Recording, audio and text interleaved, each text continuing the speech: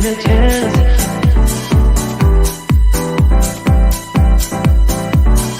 Telling me to dance, taking a chance.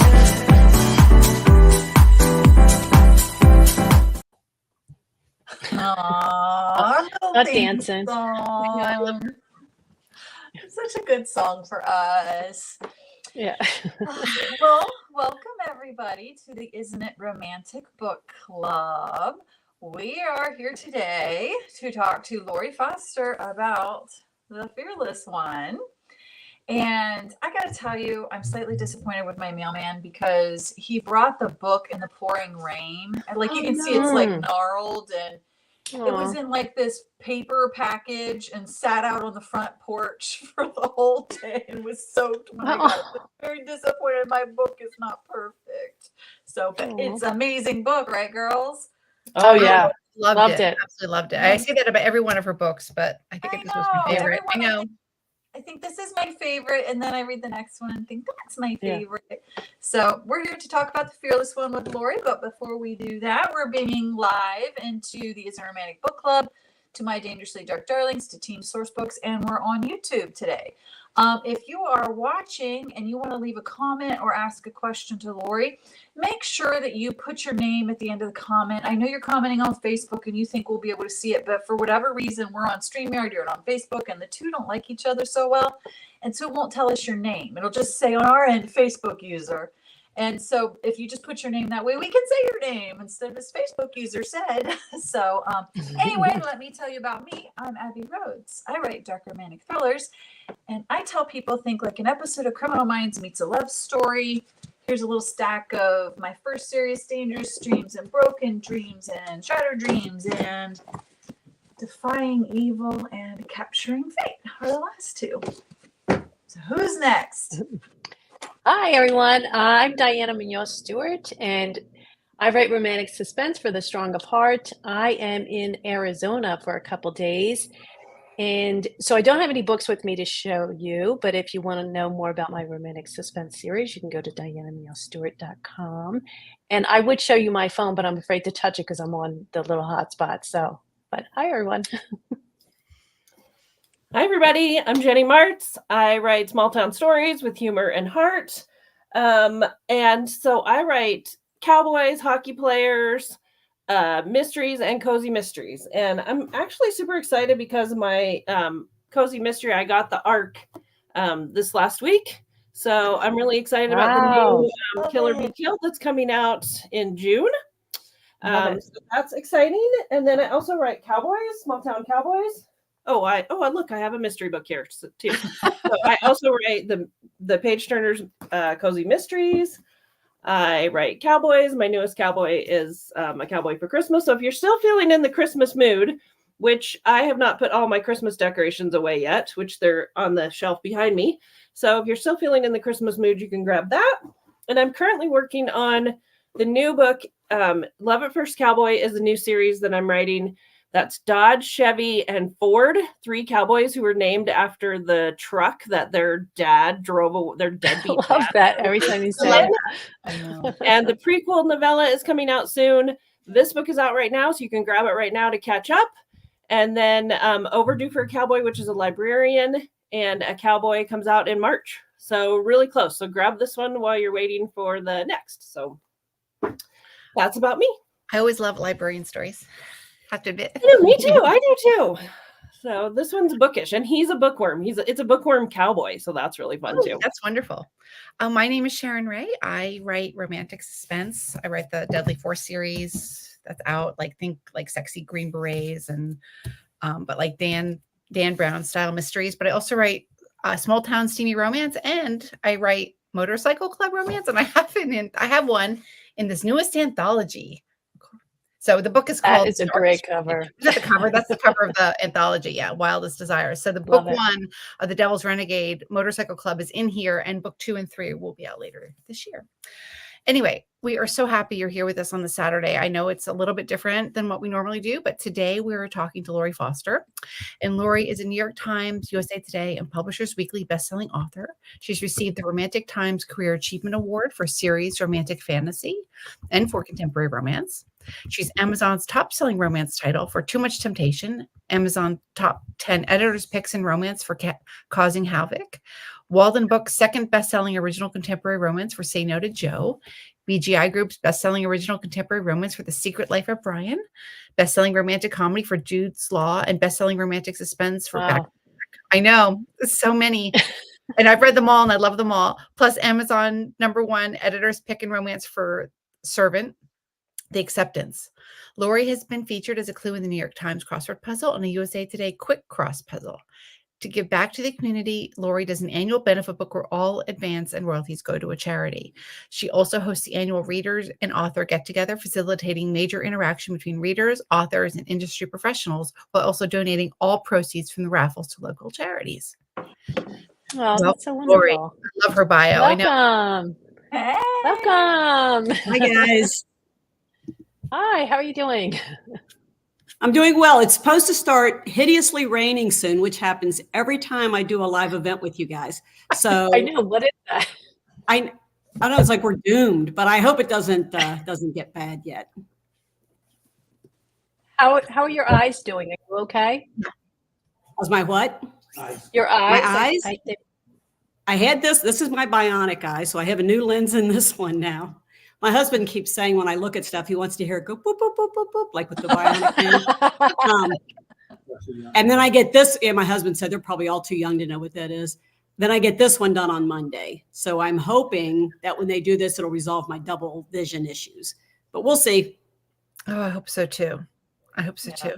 So, Lori, we absolutely loved The Fearless One. I have to ask, of all of the Osborne brothers, is this one of your favorites? Because it felt like in the writing of it, in the words on the page, it seemed like you had a special preference for Memphis. Well, I really liked Memphis a lot. He was a lot of fun. He wasn't as, when I wrote Hunter, who was his brother, Hunter was very dark and intense because he'd been through some stuff.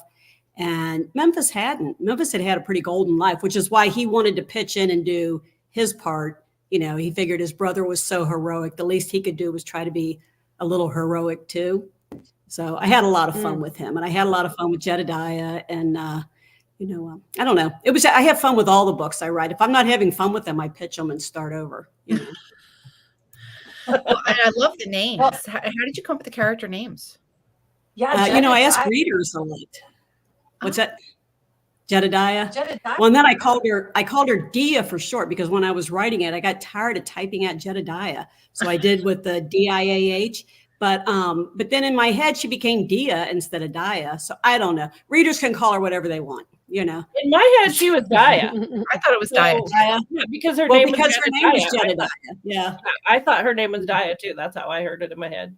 Yeah, that's what everyone told me. And in my head, I just didn't want to have to type out that long name every time. So just so many books, I've gotten lazy, I guess. Yeah. I love the shower scene at the beginning. You are not lazy. Oh my gosh. What'd you say, Abbie? I said I love the shower scene at the beginning. It, like, just grabs your attention and will not let go. Yeah. It's a little hard not to. Yeah. Right. I saw an image of a guy. It was just one of those stock images showering outside, and that sort of inspired that whole scene. I've never been to an RV park where they actually had an outside shower. They do have RVs, that have a little shower on the outside of the house. And there are lake houses and cabins that have a little outside shower, but certainly nobody showers naked when they're outside like that. But he thought he was entirely alone. So, but Lori, to tell you, I live in Colorado, and my brother and sister-in-law, they have I probably shouldn't say that in case someone. So I know some people be over there spying. I know some people that have an outdoor shower, and they shower in the winter. And it's total strangers, right? Total strangers. No one related to you. Yeah. And they have an outdoor shower, and they use it in the winter. So do they have like a wall? Yeah, they have a wall, definitely. But Colorado people are just crazy. I just was talking to my agent the other day, and she said, "What's the weather?" And I was like, "I don't know. I think it's 50 some, but I'm wearing a t-shirt and flip-flops." And she's like, "That's what you Colorado crazy people do. We just wear shorts and sandals all year long because the sun comes out and it's warm enough." So There you go. Well, I think you're. I hope that works since I wrote them in Colorado. So yes, I hope that I works. know. That's what I'm saying. You did great, because the fact that he was wearing shorts in April and then it snowed, just that's perfect. I asked a lot of Colorado readers what they thought, and there were 2 authors from Colorado who helped out to tell me different things about Colorado. So, oh, nice. Well, put me on your list if you need any Colorado help too. I will from now on. Yeah. Lori, do you go camping? I mean, it was so realistic. I actually don't camp, but I've been to campsites and I've driven through them.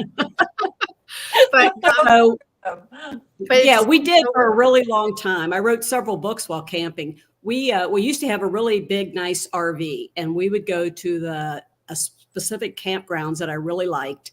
Actually, Cooper's Charm, when I wrote it, was loosely based off that campground. And everybody wanted certain sites around the campground. And there was one that I wanted it backed up to a stream, woods all around, was nowhere near anybody. It was one that other people did not want, but I did, because I don't like to people. So Alan would back it into that spot and I would stay there. He would drive back and forth sometimes, and I would just basically live there all summer. And then we bought a lake house, and we had that for, many years. And I sort of transitioned from the RV living to, he always joked that people thought we were divorced because I was never at home. But I was never so far away that he couldn't visit every day, and I did come home. I came home often. But so then when we had the lake house, we downgraded on our RV, and we just used the RV for comfortable traveling, basically a potty on board, but we never actually stayed in our other RVs. And then we sold our lake house not too long ago because, I had a few spots of skin cancer. And if you can't be out on a boat on a lake, then the lake house isn't nearly as fun.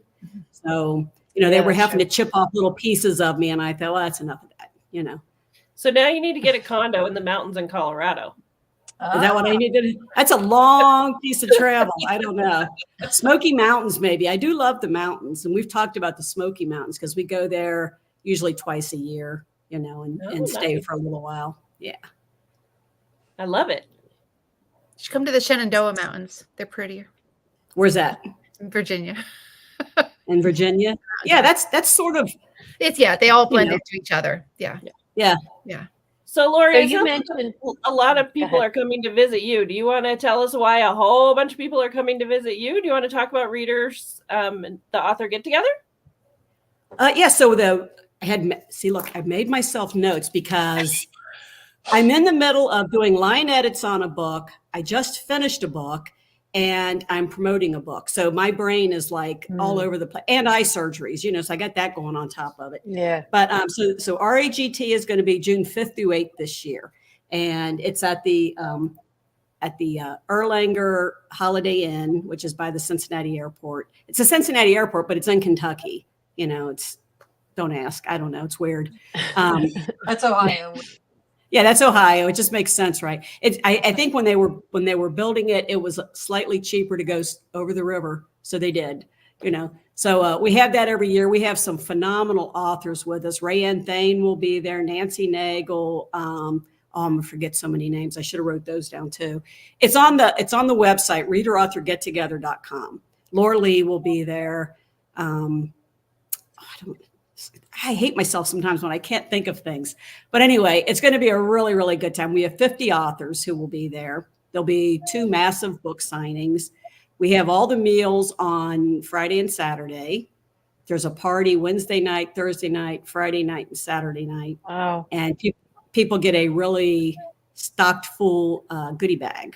So loads and loads of fun. Nice. That sounds like a ball.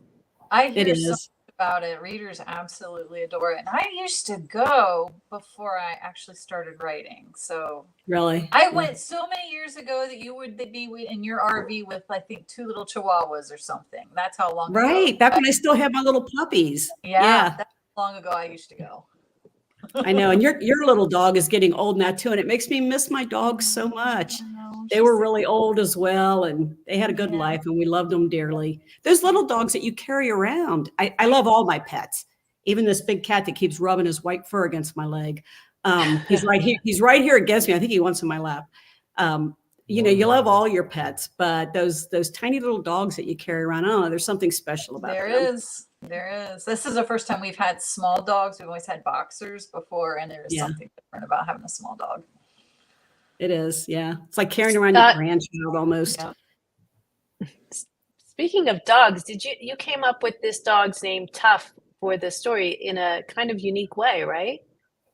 Well, I always ask readers for, I bug my readers for everything. So they give me names for characters. They give me names for animals, and then they'll tell me some stuff about their pets. And, I incorporate that into the book. So yeah, that Tough came from an actual reader online who I will mention when I mention it often, but yeah, whenever I do that, I always mention it to the people when the book comes out, to let them know that it's there. That's and so I love fun. that Turbo showed up too. It was fun having Turbo show back up again. What was that? I said it was fun having Turbo show back up again too. Turbo with his big butt. Yeah. He was also a reader's animal, except hers was female. And I don't know why. To me, he had to be male. So I altered the sex on her dog, but Was it a reader's dog that had a weird bark like that? That's Yes. where that came from? Okay. That's where that came from. Yeah. Yeah. Because, you don't, I have a lot of weird, I had 3 cats. One passed away not too long ago. Again, old age, because Alan and I are getting older. Our pets are aging with us. But one would never make a sound. One talks all the time, but he's a big old stocky cat, and he talks in this little mew, mew, mew, mew, mew. He sounds like a little girly cat, and he's not. He's a big old beefy, wants to hunt everything. And then the other cat only purrs. That's why his name is Happy Cat, because he doesn't meow, but he purrs endlessly. The vet can be trying to give him a shot and he'll be purring about it. So pets always have unique characteristics, and it's just fun if I can draw readers' pets in one way or another, Yeah, and I listened to the audiobook, and I felt like the narrator did such a good job of doing Tough, because he would do that little Tough goes, or whatever. I'm like, I can totally see this and hear this, because I've had dogs that did that too. That's kind of sound. I haven't listened to the audiobook because it always embarrasses me to hear my books out loud. I don't know why, but that was the same narrator who did The Dangerous One. So when my publisher asked me, I just said, sure, let's keep it the same. And I was just glad to not have it vary too much. I hear from some readers who love the narrator, some who don't like the narrator, and I'm always like, I don't know. I don't listen to the narration. I just can't do it. So I don't know. Do you listen to your own books out loud? Because it really embarrasses me. It's like, did I write that? Should I put that in there? Sometimes I do. More damn, did I write that? That's my reaction. I have to wait. Yeah, I can't do it right as it's published. I have to wait a little bit. But so you all listen to your audiobooks? I listen to mine some of them after it's published, because then I don't remember what I've written. So That's what it is. And I've done a couple indie ones where you have to go through and actually read it and listen to make sure that there's no mistakes. Oh. So on my indie books, I've had to listen and read to make sure that it's, because I bought those myself or did those myself. So right. I'd probably make my assistant do that too, because she's pretty awesome. Listen to this, Rachel, and tell me if it's okay. We all love Rachel. She is so good, and she thinks of things even before I think of them. So she's pretty awesome. Well, I love the fact that Remy showed up in this book again. So can we assume that there's another book coming? I really wanted there to be a Remy book. I finished the book for there to be a Remy book. But after I finished the book, there's no Remy book. Although I may do it myself someday. But Harlequin just wasn't interested in Remy. So I'm not sure why. Yeah, I was pretty brokenhearted. And I know readers are not going to be happy with me because I left it, but there would be a story for Remy, right? And if they had told me they were Remy and Lane, maybe? Yeah. Yes, I set it up for that, So one day I might, so what I was going to do, I was getting ready to sign new contracts, and I thought that I was just going to be signing with Harlequin, and I was ready, you get down to so many contracts and you have to sign for more. So I was ready to do my trade books, my mass markets, and my benefit books. And Harlequin didn't want to go with Remy, which bothered me a lot. So we shopped around a little bit. I ended up selling 2 trade books to Kensington, 2 more mass markets to Harlequin, but it will not be Remy's story. And then the benefit books, I won't have one this year because those are also going to Kensington. And so Kensington is going to do it a little differently and needed a little more time to work around to it. So, I've just been like trying to sort everything out. I'm getting the contracts from 2 different publishers, and they're like, what dates can you give us for when you're traditionally published? You have to give them a date for when you can give them the proposal, which I'd already done the proposals. And when you can turn in the finished manuscript, and when you'll be able to get all this stuff done. So I carry the list of books into my husband and I say, can you do the math on this for me? I want at least 3 months to write each book. I can do a big book in 3 months, but I like to. That's be able exciting, though. That's awesome. It is exciting, but it was a lot of new for an old gal. I thought we were just going to chug along the way I'd been going, and then all of a sudden it's like, nope, it's all different. And so what are the 2 mass markets for Harlequin going to be if they're not Remy? So they're not Remy. They're 2 other books. At the moment I don't even remember. It's 2 brothers. But there's only 2, and there won't be any surprise third guys come up because they said, Harlequin told me that right now 2 books sell better than when it starts getting into the 3rd book and the 4th book, those don't sell as well. So to keep it a little bit shorter. And I asked readers, and a lot of readers said, yeah, we will wait till the 3rd or 4th book is out to get all of them together, which doesn't bode well for traditionally published authors because then it doesn't look as good. So those will be 2 different books. And then for Kensington, it will be, they already came up with a series title. It's called Firefly Summers. It's another like small town series because I love small towns. I wouldn't know how to write the city. I've never lived in the city. I've always lived in small towns. So that's just what I really, really know. And the first book, which I just finished, is called The Guest Cottage. And the second book, which I didn't know I was going to be doing a second book until they said, we love this book and let's make the second book about this woman who I thought was just going to be a secondary character. So I said, sure. So it'll be the Guest Cottage and then the Lake House. And it has a hunky marine. And I don't know, it was loads of fun. I loved writing that book so much. I was a little panicked over the whole doing something new and different. I pivoted a lot easier when I was younger and my hips weren't old and arthritic.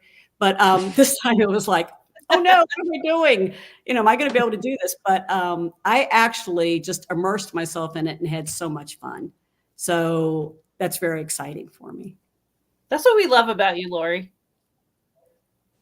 Which that I don't pivot very well. No, that you do, that you just jump in and figure out, you just have such a great attitude and you just go, well, this is what it is. So let's just jump in and have fun with it. And you're so excited about writing. Always. I wouldn't write a book that I wasn't really excited about writing because it just becomes too much like work. And again, I'm old and I'm pampered in that I get to write stuff that I love to write. But I was talking to Viola Shipman, Wade Rouse one time, and he was talking about, that you're always working to get up that hill in publishing. And I feel like I've been on that hill, and if I pushed that boulder up there, and it was a lot of work. It was a lot of fun, but it was also a lot of work. And now, my husband and I like having a little more free time, and I like being able to relax a little between books. I'm still driven to jump from one book to the next, but I also like to go to Pigeon Forge and hang out for a week and, go walk in the woods when I should be writing and do other things at my age. So, I told him, I said, when that boulder starts rolling back downhill, I'm just going to get out of the way and, and just have fun with all this. You sort of build a career for a reason, and you build that career for a reason so that you can enjoy it. And that's all I want to do. And I just want to enjoy. So I'm excited about the changes. It's 6 contracts, I'll be even older by the time I finish all those books. And so, I'm just happy with life. So what is the perfect balance that that you can have now for you now and writing and home life? Like, is there a certain amount of books you put out every year that is like a perfect new balance for you? Well, I really liked having 2 books out. This year, I'm only going to have 1 because of all this changing around. I always had 2 plus the benefit book. And since the benefit book is going to Kensington, which this is kind of exciting too. So instead of it just being a little digital novella, Kensington is going to do it as like an anthology in print. So readers will be able to get it in print too. And it'll still benefit the shelter. And the first one is tentatively titled The Two of Us, and Maisie Yates is in it with me. So I'm a big Maisie Yates fan, so I'm excited about that. She's super energetic, and she's still young. Her hips are still flexible. So she can do all this stuff I can't do, but I'm really excited. I didn't realize she was going to be in it with me until, we were talking, and I said, well, I signed for 2 novellas with Kensington, and she said, so did I. And, then we started comparing. I'm like, wait a minute. So then I wrote my editor, who's Alicia Condon, and she said, yes, I thought I told you. Maisie's going to be in that with you. So The Two of Us isn't about Maisie and me. It's about the characters in the book. But I told Maisie, I said, I'm going to get a shirt that says The Two of Us. Right? Yeah. So that's fun. But yeah, so my balance is, I don't have a balance. I have total chaos. I have total chaos and stolen moments. And so that's what I'm trying to get to, just writing 2 books a year and relaxing a little bit more in between. So we'll see if I manage that or not. You get a few health issues and it slows you down a little bit. So do you have hourly goals or do you have word count goals? Like for the day, do you think I'm going to go in my office and work for 4 hours or 8 hours? Or do you think I'm going to go in my office and work till I get 2,000 words written and then I'm done? I go in my office and work until there's nothing else for me to write. So, sometimes the well sort of runs dry and you're not really sure what the next thing is you want to do. And I don't know about you guys, but water always jogs. Water or taking a walk. So if I take a bath or I take a walk and I stop thinking about what it is I want that book to do, it just comes to me. So that's, I try to do that. I take copious notes. There's many a time when I'm dictating things into my phone and I use my email address, which is LoriLFoster@gmail. And then Rachel, my assistant, is Lori Foster Assistant. And there's a lot of times when I'm dictating some goofy note into my phone that I almost send it to Rachel and she would have no idea what I was talking about. So luckily I catch myself sometimes so that when I get in the morning, I think, oh yeah, I was going to add that, Well, and I noticed the new update on my iPhone, the dictation is way better. Mm-hmm. You think so? Dictation note on the, cause the way I dictate is I send an email to myself, same. And with the new update, like the little thing, it stays on longer and it catches more things and it puts in more punctuation. See, mine seems to want to go to the next line when I'm not done. It'll just suddenly, I'll be saying something, it goes boop, and then it stops. And I'm like, I wasn't done. So I don't know. Plus, I'm sort of a hillbilly, and a lot of times it doesn't know what I'm saying. So I'm like, that's not it. Mine does it too. Well, doesn't and Maisie does a lot of dictation, I think. Remember when she was on? Yeah. I think she said that. Yeah. Yeah. She does a ton. She's in the car like hours a day, driving kids to school. I don't know if she's in the summer, but I know driving kids to school, she's talked about that before, how she dictates like crazy. I would bet in the summer she's probably taking her kids to activities and things. Oh, probably. Plus, they seem to do a lot of vacations, don't they? Like cruises, and I'm impressed. Looking at her vacations wears me out. Well, and now that I'm an empty nester and I'm writing full time, I never even leave the house. I never get in my car. I dictate when I'm walking. I go on walks and I dictate, but I never go anywhere anymore. I feel like I went to lunch with some writer friends yesterday and I was like, oh my gosh, I'm getting out. I need to find like jeans instead of yoga pants. I used to love to shop. And then with my lung issues now, I don't have the kind of energy I used to have to be on my feet for hours, doing power shopping with the girls. And by girls, I mean my oldest grandson's mama, and I have a friend with 3 little girls. We used to just shop all the time. And now it's like, I'm going to order online, or I'll tell Alan, I need something on the way here. Let's go in. I want to get in and out of there in 10 minutes. Let me find this. He still says I meander a little bit, but not enough, So I used to love to shop. And then we'd go have lunch and then we'd shop some more. And now it's like, And is part of that just because, like, for me, part of the reason why I don't go do that anymore is because I feel guilty. Like, oh, I should be home writing. I have so much work to do. I don't have my newsletter out. So what are you doing in Target? Like, yeah, I always feel like I should be writing. And if I'm not writing, then there's something I should be doing related to writing, like promo, or I have an interview thing I'm supposed to be doing right now. And I told the woman when she sent the questions, I said, I am this close to finishing a book that I have to finish because it was due February 1st and I just got it done. And then line edits, I had one editor kept saying, I'm sending those any minute now. And I'm like, I hope she holds off just till I get done with this book. And she did. So, and that was for the Love Shack. The Love Shack will be out this year. That's the one and only book I have out this year. The Love Shack. When's that coming? That's a great title. I love the title. I should have wrote down when that's coming out. It's in June. My husband said it's in June. So, I don't know. So, I keep a printed list behind me of what's due when stuff's coming out, doctor's appointments. I always have lists all over the place behind my desk.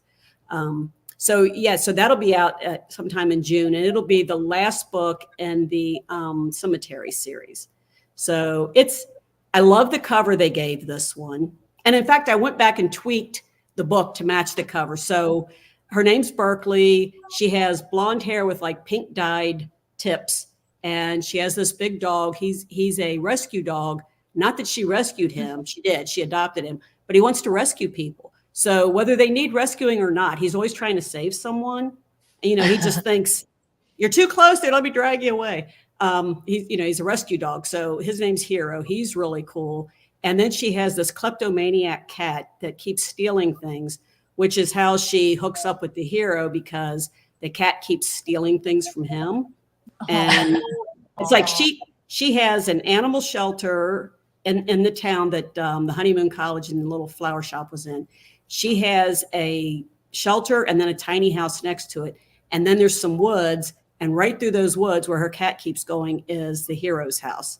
And she and the hero knew each other when they both lived in this really bad poverty-stricken neighborhood. And some really bad things happened back then. And she wanted to leave it all behind and never see anyone from there again. He wanted to leave it all behind and never see anyone from there again. And somehow they both end up in this little town together, both thinking we should pretend we don't know each other. But her animals won't quite let that happen. Oh man, wait. Awesome. Yeah, I think I've done that in the airport before. Like, I don't know you. Yeah. Well, and that's my series that has Kathleen the mannequin in it. Yes. Oh, yes. I love that. Oh, yeah. Kathleen gets a boyfriend in this one. So Oh my gosh. my husband's giving me a note. What is that, when the book's out? Yeah. So my husband sends me this. June 25th is when my book's out. Is that the last June book in that 25th. series? I'm sorry, what? What'd Is you that say? going to be the June? last book in that series? Yeah, that's the last book in the Cemetery series because then I'm switching over to Kensington. Okay. So that wraps up that series. Okay. And I actually would have loved to have done a book for Wheeler in there. I don't know if you guys met Wheeler, but Yeah. you'll meet Wheeler in the Love Shack, and he would have made a good book. But we're done there because one publisher to another doesn't like to pick up an existing set of characters.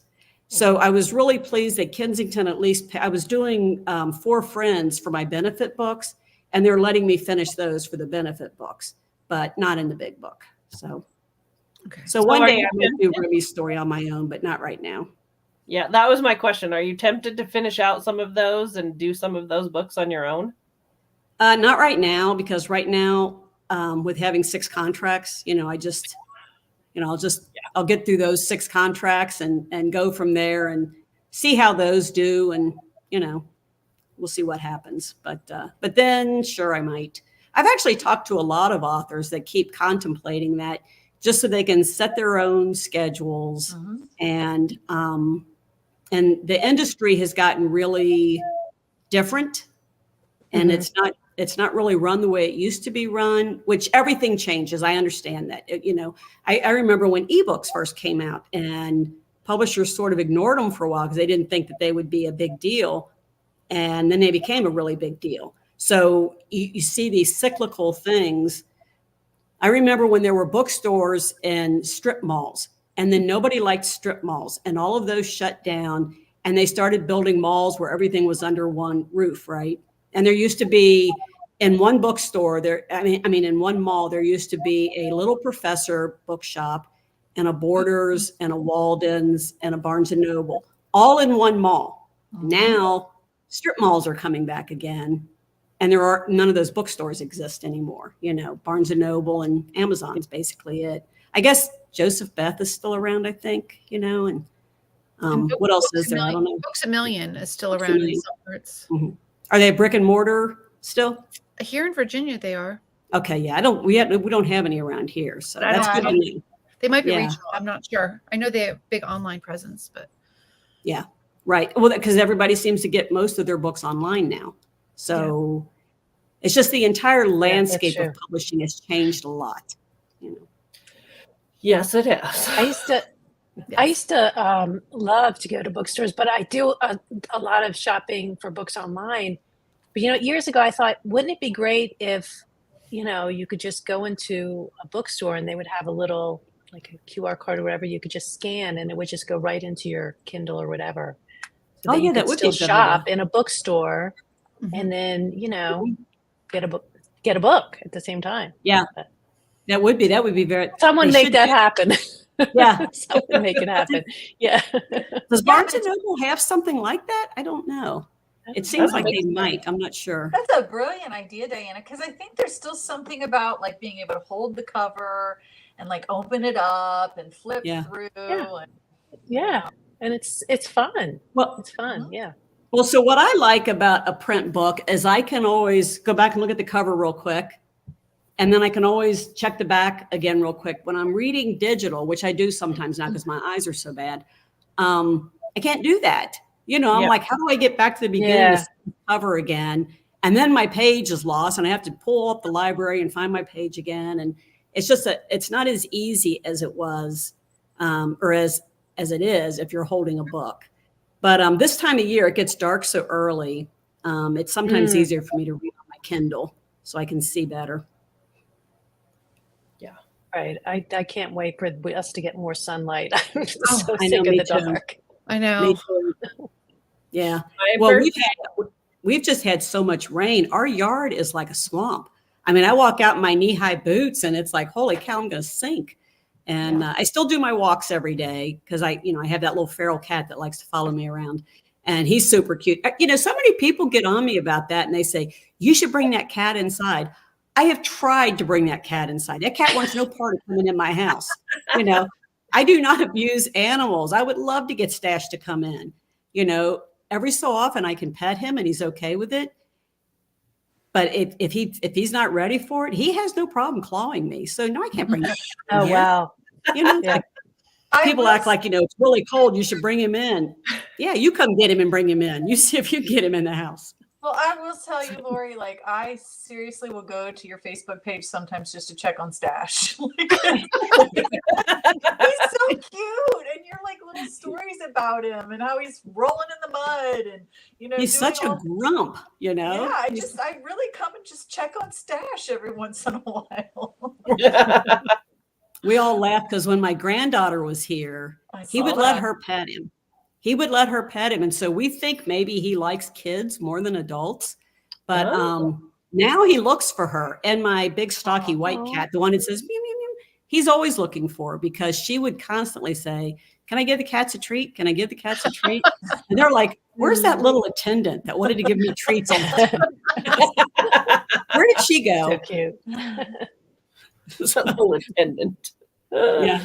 She was loads of fun. They were here for 3 weeks, and I think they'll be back next Christmas for 3 weeks again. And everybody says, why don't you fly out to see them? Because it's in South Korea, and I don't want to fly to South Korea. It's too far.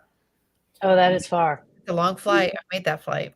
It's a long. Yeah. So did I for when they got married. And it was like, holy cow, it was a long flight. I lost 10 pounds just going there and coming back. You know, I lost so much weight because I couldn't eat and I couldn't sleep. And Wait, where's this flight? How can I get on this 10-pound lose 10 pounds? South Korea.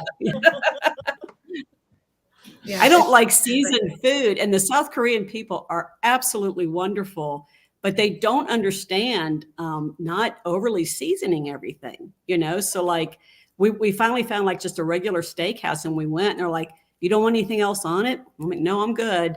I had salt and pepper, you know, and they're like, what about that? No, I don't want any of that. I just want it plain. That's all I want on it.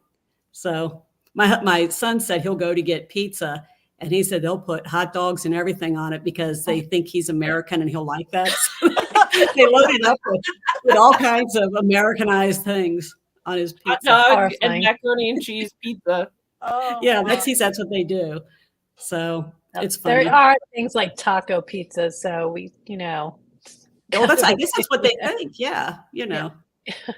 When he's got his wife with him and she can speak, but he doesn't speak Korean. He speaks just a little bit, you know. So that must be when hard. she's there and can explain, then it's not a problem. Mm-hmm. Lori, where in the country do they live? In the north of Seoul, south of Seoul? It's like Chuncheon, a couple hours away from Seoul. So, and you know, the entire country is small. So when her parents came here, they really thought that they wanted to see California and Florida and New York, like all on a week-long trip. And it's really hard to explain in comparison the size of our country, you know, to like South Korea. So they're really awesome people too. You know, I'm so glad that my granddaughter has such a good Korean family, and I hope that they consider us a good American family. I think we're pretty awesome, but you know. We think you're awesome. Thank you. I think you guys are pretty awesome too. Well, do you want to check your list? Do we want to make sure that, do you have anything else on your list that we want to make sure to talk about? Nope, I think I covered it. I had to make myself notes on what because I had told readers that I apologized in advance because I knew they were going to be upset about Remy, and I knew they were going to be upset that there wasn't a benefit book this year. And I so hate to disappoint my readers. I hate to do that. I try my best not to, but it was out of my control. Well, if there's not a benefit book, it just gives readers a chance to go back and reread one of your other books that's still on their shelves. Yeah. And I think it'll be fun to have it in print. You know, Harlequin just did it digitally, and then they would give me some print copies that I would sell at the event, you know, my annual event, for all the donations to go to the shelter. But this way, everybody will be able to buy it in print if they want. So kind of cool. And will it come out on the same, I know you're skipping a year, but will it be at the same schedule? So it'll be the same time the following year? I think Alicia told me it'll be out in like April. So it'll be a little before the event. Okay. If we continue the event, you know, we have to see. The economy is so bad and so many people are they can't afford the flights. And then doors are blowing off flights, you know, so people are a little worried about being on flights, and then a lot of them aren't on time. And so, you know, we'll see how it goes. So far this year, it looks pretty good. So we're in good shape for that. I know. Well, you can't stop it before the four of us get there. I know. You better hustle it up. It's on our writer bucket list to be at Lori's 2025, right? 2025. Yeah. Yeah. We've been doing it for a really, really long time. You know, my husband keeps saying, you know, you realize we're not getting younger, we're getting older. And I'm like, hush, you know, we don't talk about it too much. Yeah, it is. It's a ton of work. It really is. It's a lot of work, a lot of fun, but a lot of work. And, you know, we feel so good about the money going to charities. So, you know, last year it was in the over 30,000. I don't remember how much went to cancer-free kids, you know, and then a huge chunk went to the Animal Adoption Foundation. And so we like that it does so much for our local community too. So that's awesome. That is cool. That's really great. That's really great. I'm sure the shelter is sad you're not going to have a book out this year. I haven't told them yet, so I don't know. Oh. But the way the contracts are done, that money just goes directly to them. So I never see it. It's, you know, I don't get royalty statements on it or anything. All of that goes to them. So I'm not sure if that's exactly how Kensington will do it again or not, but I hope so. So we're working on it still. But it's still exciting news. It is exciting, and I'm glad that one will be in paperback. Yeah. It'll So work. I know that, sorry. Okay. Go ahead, So I know Diana. that you've read a lot of our books and have. Abbie's books, and I think that's so awesome. I was wondering, what are you reading now? Right now, I am reading a Lisa Kleypas novella. And then as soon as I'm done with that, I have let me see what her name is here. I get a lot of people will send me books to read. It's Home is Where Your Bark Is.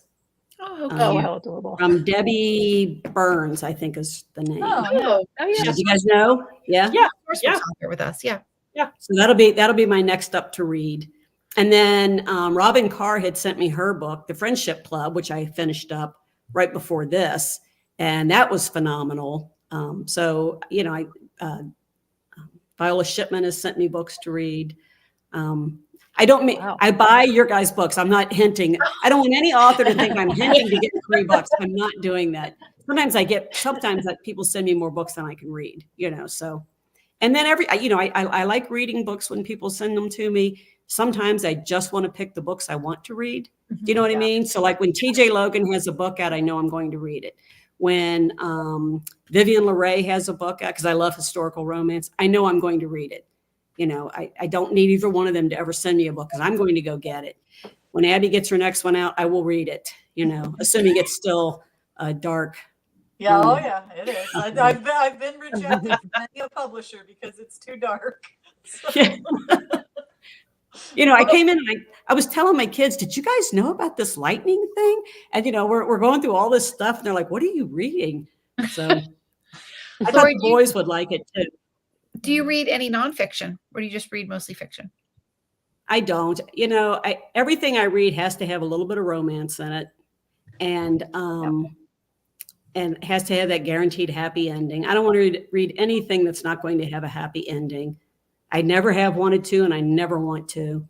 I read a little bit of politics just because I like to keep up on politics, and I think there are a lot of people in politics that people think they know and they do not. And so I like to read behind the scenes stuff on people in politics. So, but other than that, no. And those are only when I'm really irate about something in politics that I'll read a political book just so I can bitch to myself about it, you know. And what do you watch? I asked. Oh, sorry. Oh, What do you I was watch? going to say, I think that we're all, you know, we all are voracious readers and grew up being voracious readers. And I think when we were younger, we would just, you know, get the big stack of books from the library and just read everything. And if it sounded good, we would just read it. And I feel like now I have such a limited time to read that it's so hard for me to choose which book I'm going to read next because it has to be like sponge worthy, you know, like it has to be like a good. Your reading time is valuable and you really want to enjoy what you're reading. That's how I feel about it. You know, there are certain authors I'm dying to read and I want to read.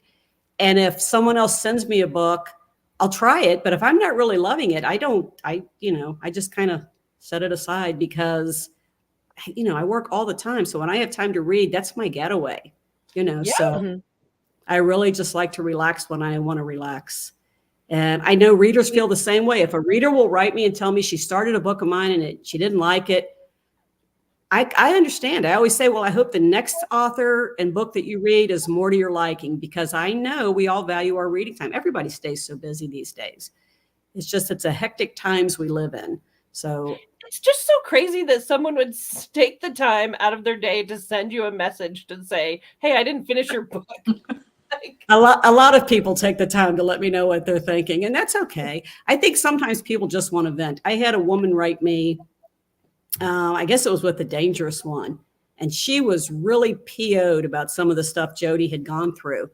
And I told her I completely understood. You know, if it's not your cup of tea, it's not. I don't like to read books I don't like to read. And then she wrote me like 3 months later and said she had finally picked it back up and she finished it and she loved it.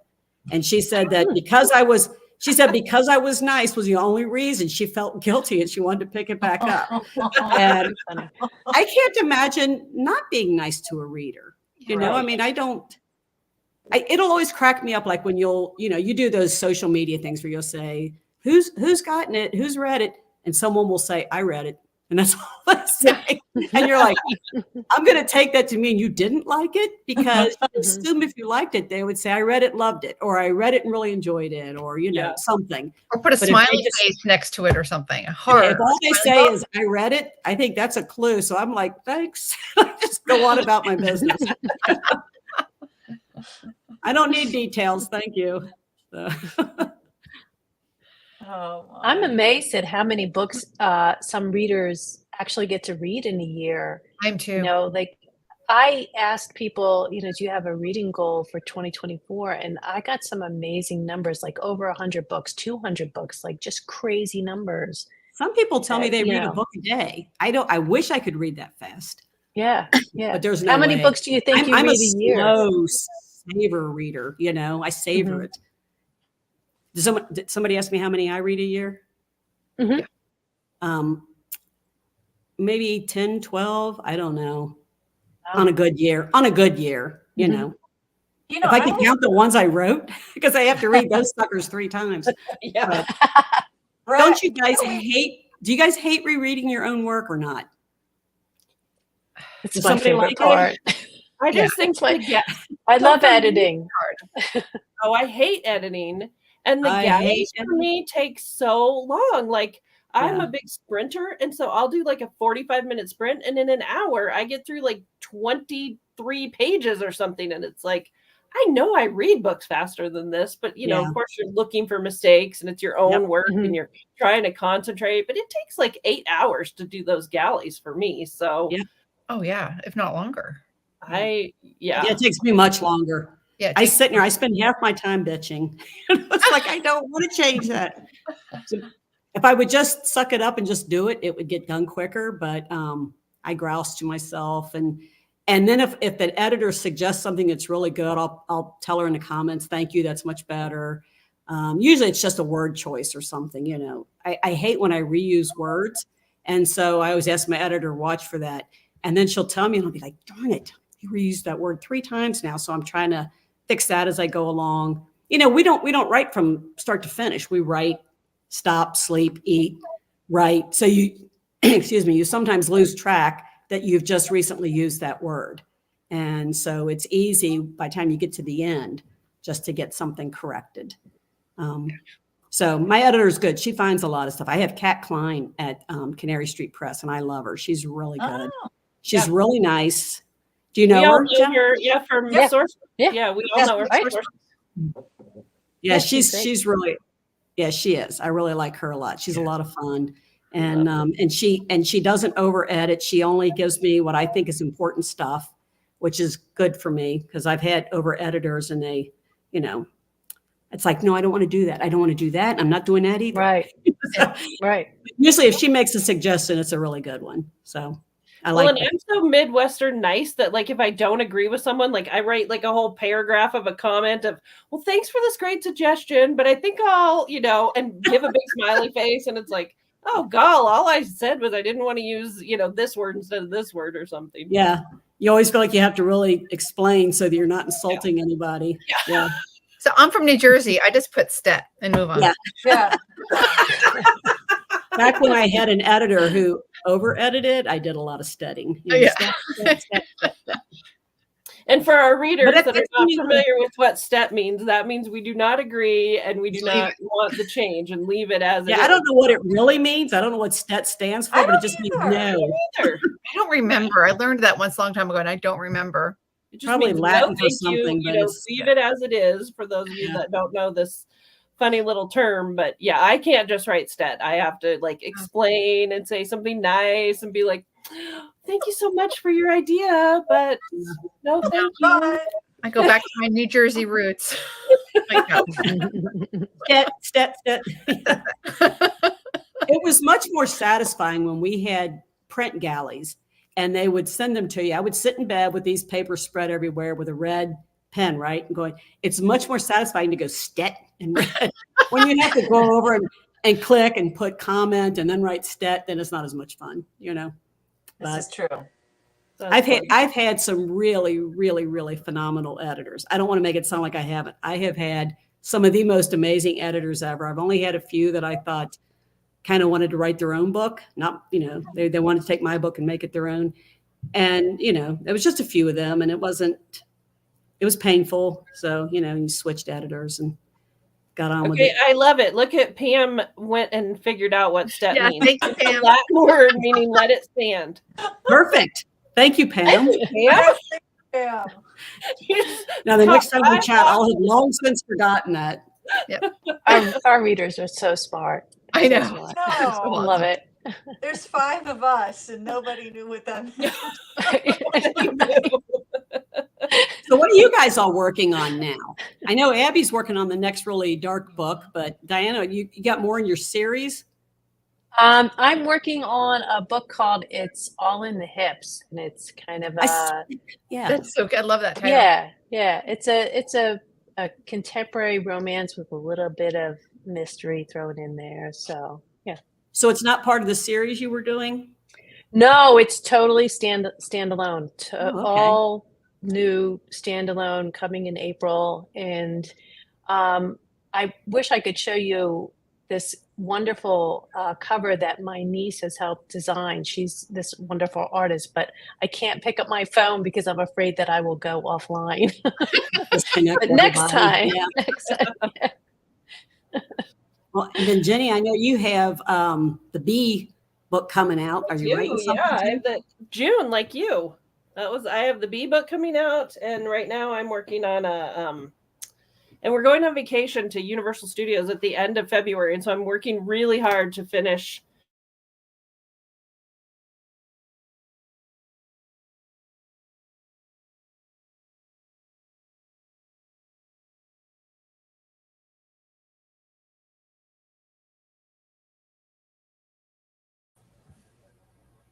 You guys there? Yeah, I don't know. Yeah, I don't know what happened. I thought that was just me. All of a sudden, you guys I thought it was like just this, me too. one by one. Yeah. I thought it was me. No, but I thought it was usually just totally me. It was like I shouldn't have touched the phone. I did something. It was like one by one, you started spiraling away. I was like, there you go.